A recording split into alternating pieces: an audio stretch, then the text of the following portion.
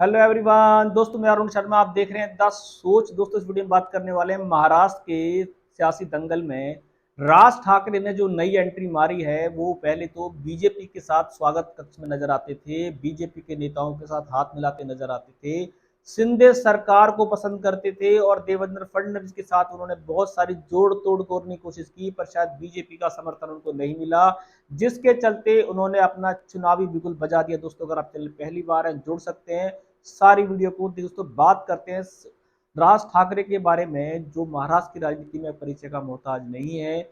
बाल ठाकरे के बाद उनका नाम अच्छे लिस्टों में जाना जाता है और इस बार बीजेपी के साथ उनके काफी अच्छी तरीके से विचार मिल रहे थे। राज ठाकरे कभी देवेंद्र फडणवीस के करीबी बताए जा रहे थे, कभी सिंध सरकार के करीबी बताए जा रहे थे और उन्होंने हमेशा उद्धव ठाकरे को ही निकम्मा नकारा बताया था और उन्होंने अपने ही परिवार का साथ ना देके उन्होंने सिंध सरकार का साथ देने के लिए कोशिश की थी। पर बीचों बीच दोनों में मतभेद नजर आ रहे हैं और राज ठाकरे ने सिंध सरकार पर जमकर हमला बोल दिया है और सिंध सरकार के सामने ही बिगुल बजा दिया। अब सिंध सरकार के लिए दिक्कतें आ गई है कि कहां तो उनकी लड़ाई उद्धव ठाकरे से थी और उनकी लड़ाई बढ़ते बढ़ते राज ठाकरे तक आ गई और राज ठाकरे ने फिलहाल में अभी सिंध सरकार ने काफी जगह चुनाव सभाएं की थी। उन्होंने एक बाल देखा जाए तो डांसरों का प्रोग्राम किया गया था, जिसके चलते राज ठाकरे ने सिंध सरकार की पोल खोल दी और उन्होंने कहा इस सरकार को जड़ से काट फेंकेंगे। अब वो ये तो नहीं कह रहे कि वो उद्धव ठाकरे इंडिया गठबंधन का साथ देंगे, पर वो अब ये भी नहीं कह रहे कि बीजेपी का साथ देंगे। पर उन्होंने जो अब सिंध सरकार और बीजेपी एनडीए डबल इंजन सरकार की नींदें उड़ाई है। राज ठाकरे की 25 सीटें, 20 सीटें वो कितनी ले पाएंगे ये तो नहीं कहा जा सकता, पर राज ठाकरे बीजेपी के खिलाफ हो जाएंगे ये समझ से परे है। अब ये शरद पवार का सियासी मोहरा है, इंडिया गठबंधन का पार्ट बी प्ले कर रहे हैं वो, पर वो अभी किसी भी गठबंधन के साथ सहयोगी नजर नहीं आ रहे।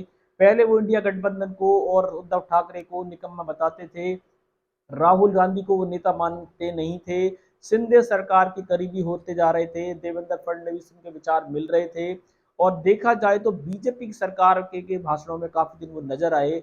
पर किस सीट बंटवारे को लेके या किस बात को लेके शरद पवार से तो उनके विचार पहले ही नहीं मिले थे। अब देखा जाए तो शिंदे सरकार पर जमकर हमला बोल रहे हैं।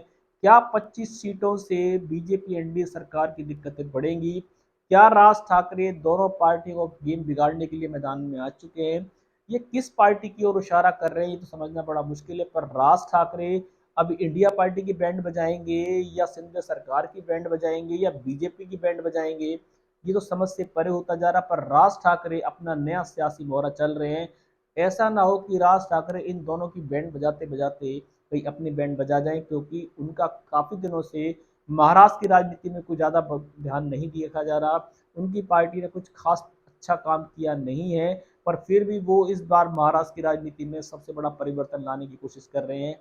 आप देखते हैं कि महाराष्ट्र की राजनीति में राज ठाकरे का कुछ स्थान निकलेगा और वो हार कर या जीत कर किसकी पार्टी के साथ खड़े होंगे। बीजेपी सरकार जिसको अच्छा सरकार बताते थे, हिंदू की पार्टी बताते थे, वो आज उस बीजेपी सरकार के खिलाफ क्यों हो गए? सिंध सरकार जो शिवसेना असली शिवसेना है, जो उनके चाचा की सेना है, वो सिंध सरकार को भी घेर रहे हैं और उद्धव ठाकरे को वो निकम्मा बताते हैं। तो वो उसके मन में क्या चल रहा है, राज ठाकरे का असली सियासी दाव क्या है, ये तो चुनाव और चुनाव के बाद पता पड़ेगा। और वो किस सरकार को बनाने में पार्ट ए और पार्ट बी प्ले करेंगे ये भी समझ में आ जाएगा। इस रुझान पे दोस्तों सटीक विश्लेषण लेके आएंगे कि राज ठाकरे जो बीचों बीच सबसे किनारा कर रहे हैं और वो मायावती की तरह सबसे बड़े जुमले साबित हो सकते हैं। कहीं ऐसा ना हो कि मायावती जिस तरीके से सरकार बनाने में भी विफल रही और जोड़ने में विफल रही, कहीं राज ठाकरे का महाराष्ट्र में ये हाल तो ना हो जाए।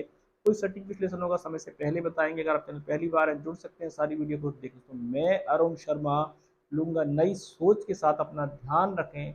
नमस्कार।